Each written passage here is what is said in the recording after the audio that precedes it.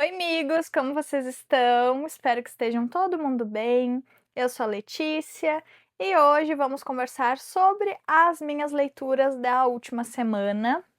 Antes de mais nada, não se esqueça de se inscrever no canal, deixar um like e se for comprar estes ou qualquer outros quadrinhos, geladeira, telefone pela Amazon, use o link aqui embaixo, tá sempre na descrição do vídeo, assim vocês me ajudam com uma pequena comissão e não muda nada no valor da tua compra. Semana passada eu não consegui trazer vídeo porque eu tô numa onda de viroses e doenças, então assim, não deu pra falar muito sobre livros e também não deu pra ler. Esse mês, na verdade, de setembro, eu tô bem devagar nas minhas leituras, ainda consegui ler bastante coisa, mas não tanto quanto eu estava nesses últimos meses. Então, tô num ritmo mais devagar, muita coisa eu tô começando e também não tô querendo terminar, mas vou trazer para vocês as últimas coisas que eu li e finalizei, tá?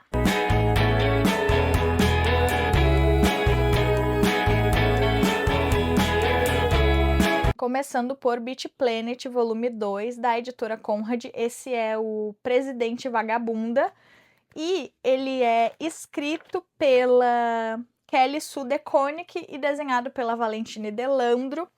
E esse é um quadrinho, então, que a gente vai acompanhar um mundo distópico, mas como sempre, tá logo ali, onde todas as mulheres que não são conformadas, é assim que é dito, então todas as mulheres que não estão dentro dos padrões estéticos, não estão dentro dos padrões sexuais ou de gênero, ou simplesmente mulheres que, sei lá, não sabem cozinhar, não querem obedecer o marido, não querem obedecer essa ditadura patrimonial, é mandada para outro planeta que é considerado o planeta das vagabundas, então onde todas essas mulheres são presas e são obrigadas a viver nessa vida de servidão e miséria no Beach Planet.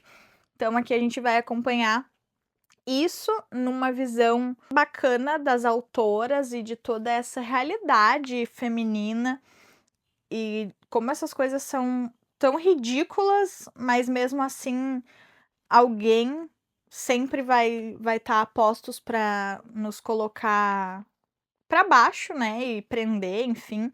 Tem também muito dessas tiradas aqui nas páginas sobre propagandas antigas, inventadas, enfim, como se fosse de fato umas coisas tipo aqui, ó. Essa aqui é a descrição de ela é uma feminista, então aqui várias coisas que transformam uma mulher numa feminista e por que que então ela é um perigo para a sociedade e deveria ir para o Beach Planet, né? Então assim, saiba identificar os sinais, só que são são várias coisas muito dualistas, então tipo assim, ela usa óculos, talvez lente de contato, talvez nenhum. Então assim, qualquer pessoa que seja uma mulher e que não queira seguir o que está sendo ordenado, pode ir para o Beach Planet. Depois eu li Semilunar, do Camilo Solano, publicado pela editora Balão. E eu não sei onde tá, gente. Eu não sei onde guardei, eu até procurei por aqui, mas eu não encontrei. Mas enfim, é um quadrinho muito bonito graficamente. O Camilo tem toda uma sensibilidade no desenho, na arte dele. E é um quadrinho que vai falar sobre uma menina gaga, cuja mãe é uma cantora, e essa menina, claro, ela sofre muitos preconceitos, seja na escola, seja por ela mesma, ela não se aceita, e ela aprende a falar, o jeito que ela consegue se comunicar é por poesias ou por músicas que ela encaixa nos dialetos ali que ela queira se referir, para que ela consiga falar sem gaguejar. E a gente vai ver também que ela tem um amor pela música, mas principalmente tocando violão, né? E aí ela vai para um conservatório, ela passa nesse processo tão árduo e a gente vê que uma tragédia acontece, então é um quadrinho bem melancólico e triste sobre decepções e como a gente perde o nosso instrumento de trabalho e a coisa que a gente mais ama a qualquer momento. Então, é um quadrinho bem tocante do Camilo, acho que ele tem bem essa característica, essa dualidade de ou o Camilo tá sendo muito engraçado, como por exemplo em Cidade Pequenina, ou ele tá sendo muito melancólico e reflexivo.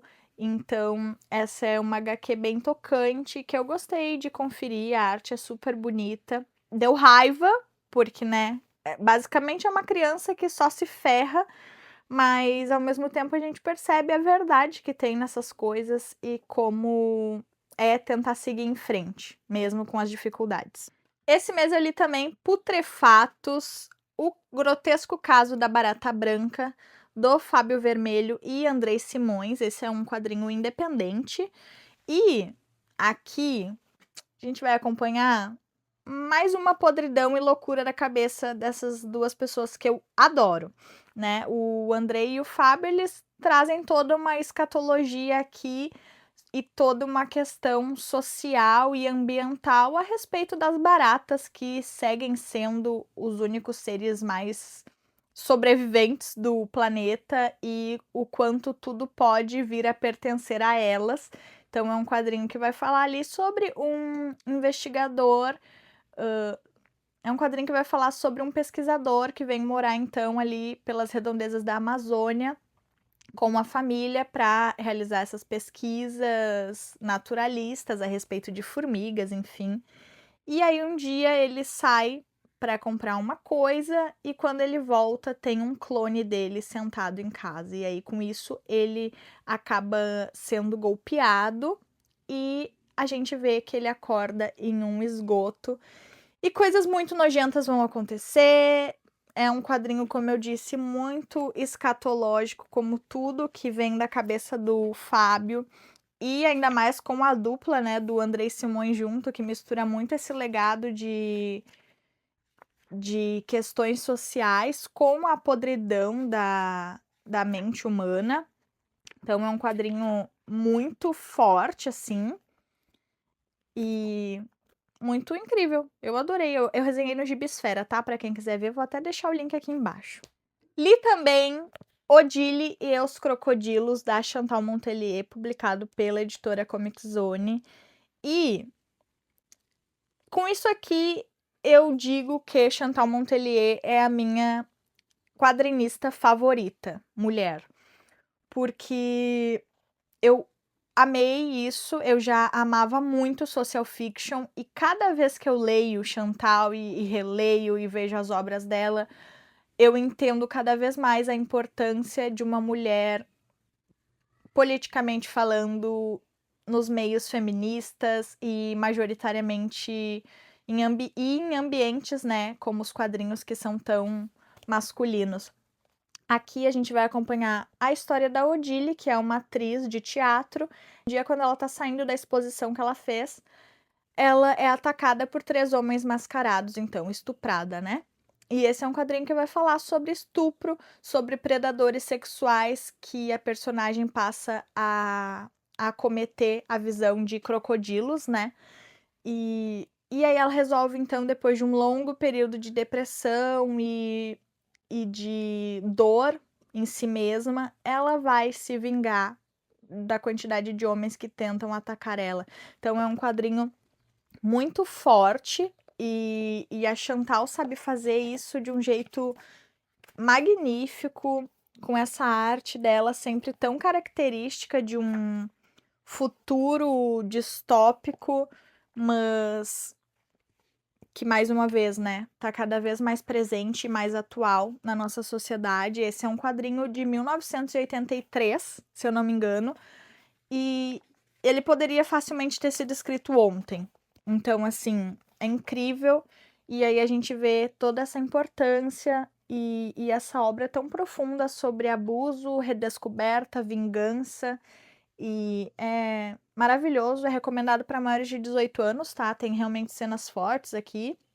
E é um quadrinho curto, tem 70 e poucas páginas, eu acho.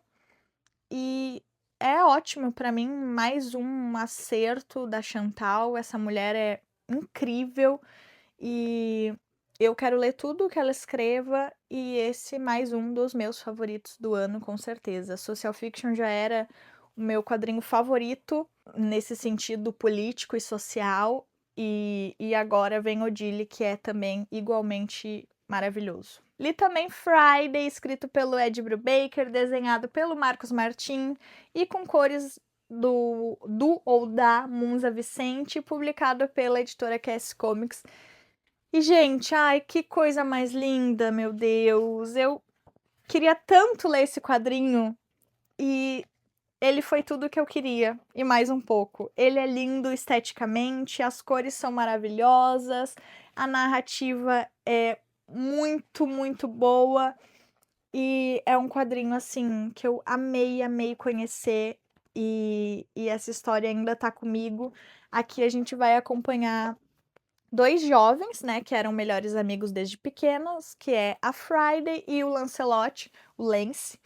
E a Friday, enfim, acaba indo para a faculdade. 3 meses depois ela volta. Ela e o Lance estão meio afastados, não, as coisas não são mais como eram antes. Mas assim que ela chega na cidade, ela já é puxada de volta para esse redemoinho de investigações criminais que ela e o Lance faziam quando eram pequenos. Então a gente já é jogado nesse caso que ele estava investigando.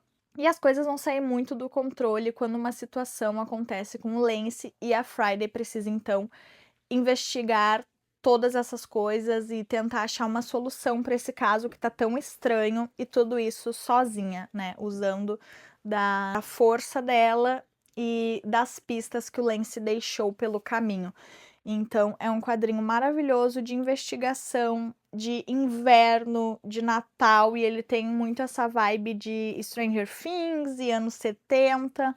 E é muito, muito lindo. Eu amei essa história. Ela mistura elementos múltiplos, tem fantasia, tem feéricos. E é uma coisa que eu nunca imaginei que o Brubaker fosse fazer, mas ele fez aqui e compilou isso em páginas que eu leria por 1000 vezes, tá? Então, assim, eu adorei esse quadrinho, eu recomendo para todo mundo que quiser ler. E eu até tava pensando, porque esse quadrinho ele foi lançado em janeiro, tá? Janeiro desse ano. Então, é um lançamento de 2025. Mas, gente, tem tanta coisa saindo que eu sinto que os quadrinhos vão ficando para trás, sabe? Tipo, uma coisa que foi lançada mês passado já ficou tão para trás que a gente esquece. Então, assim, este que é um dos melhores quadrinhos do ano, ele ficou, sabe? É como se ele tivesse sido lançado há 2 anos e não foi.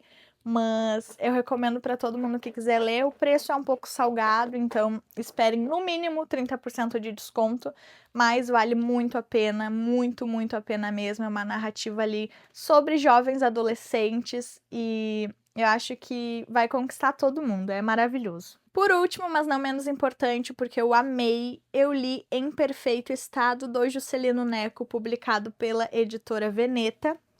O Juscelino Neco é um cara que eu tive meus vícios, sabe? Eu li Matadouro de Unicórnios e eu amei, então eu resolvi ir atrás de várias outras coisas dele, e uma delas é Em Perfeito Estado.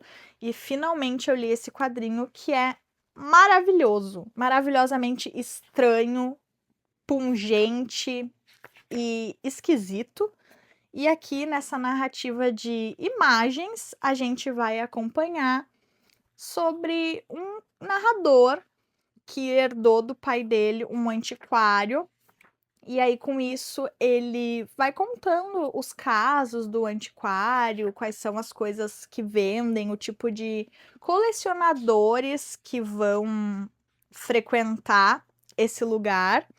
E aí a gente tem em um quadrinho totalmente pornográfico e com cenas muito eróticas e explícitas, essa narrativa que vai envolvendo e vai ficando cada vez mais absurda e ele vai entrando assim numa vibe muito louca, totalmente pânico satânico, tá? Aqui esse personagem, ele começa a fazer negócios com um colecionador muito estranho e que quer cada vez mais coisas específicas de muitos anos atrás relacionadas à pornografia. E aí a gente vai vendo o que isso acarreta e o que vai acarretar no personagem principal, inclusive. Então, assim, amei esse final, amei. Nossa, nossa. Juscelino Neco aqui, ele fez tudo e mais um pouco, tá? Adorei esse quadrinho, é um quadrinho não tão longo, tá? Ele tem 100 e poucas páginas. E é maravilhoso. Nossa, ele tem, tipo, 100 páginas, tá? E é, assim, maravilhoso. Eu adorei isso aqui muito. É um quadrinho forte, tá? Obviamente, e com certeza para maiores de 18 anos. Mas para quem gosta desse tipo de obra, ele vai misturar muito aqui o erotismo com uma questão demoníaca e seitas. Ai, assim, ó, puro suco da família brasileira. Amei, amei, amei, amei. E acho que é isso, pessoal. Essas foram todas as minhas leituras dessa última semana. E espero que vocês tenham gostado. Se quiser uma resenha específica sobre alguma dessas obras, vamos conversar aqui embaixo. Me conta o que tu achou. E é isso, vou ficando por aqui então. Espero que vocês tenham gostado. Não se esqueça de deixar um like, curtir o vídeo, se inscrever no canal se não for inscrito e usar o link da Amazon para ajudar com uma pequena comissão. Então, um beijo e até o próximo vídeo.